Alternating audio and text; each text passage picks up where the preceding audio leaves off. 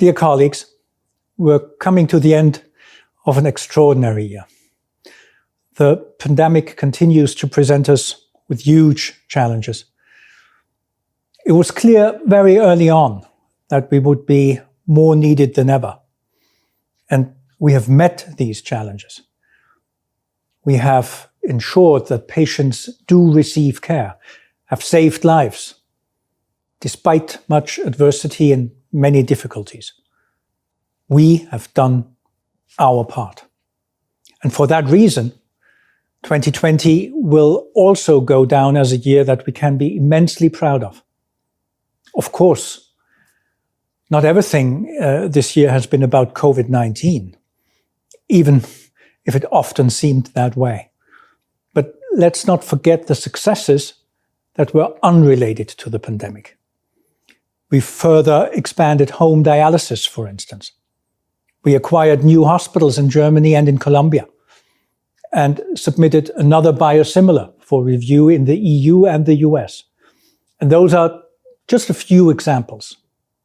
Still, there's no doubt that this year of the coronavirus has left some scars on all of us, personally and professionally. It's been very hard work, and I fear that we're not even close to the end of it. Despite tremendous efforts, the pandemic has caused some pain on the business side, even if that comes as a surprise to many people. Shouldn't a company like Fresenius be even more profitable during a global healthcare crisis? No.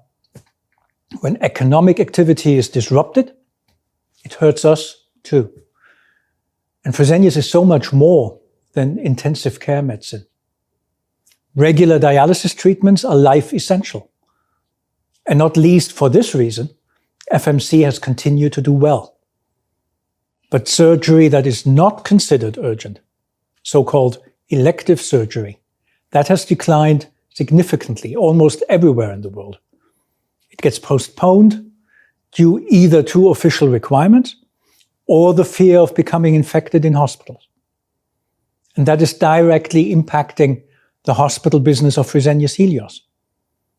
It also means less demand for many Kabi products and for the services of Vamed. Its project business is also suffering greatly from the continuing restrictions on travel.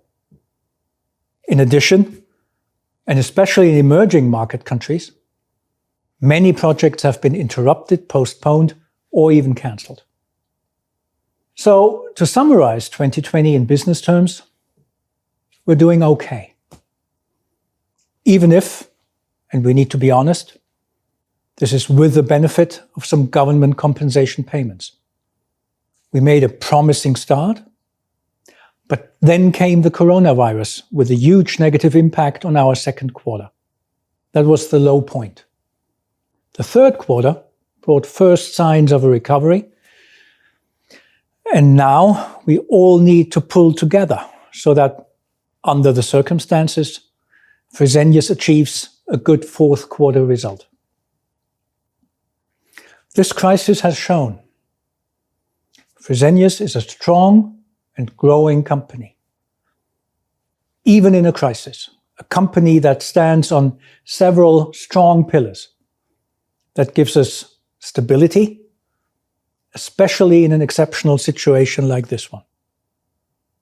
And for this reason, our future continues to look good.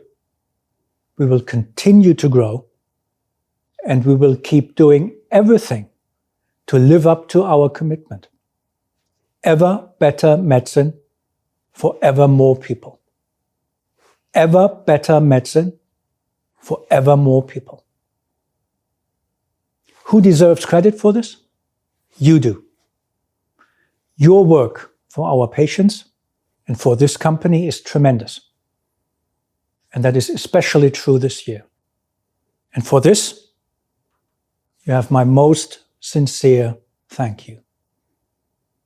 I know that many of you, especially if you're directly treating patients, face more tough weeks ahead. The pandemic is far from over. But there are encouraging signs. So let's enter these last weeks of 2020 and the new year with optimism and confidence. And do me a favor, please. Pay a little extra attention to your colleagues and give them support if you think they need it.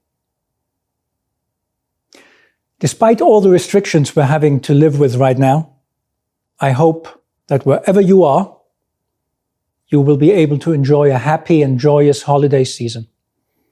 Take good care of yourself and your loved ones. And once again, my sincere thank you to all of you and best wishes.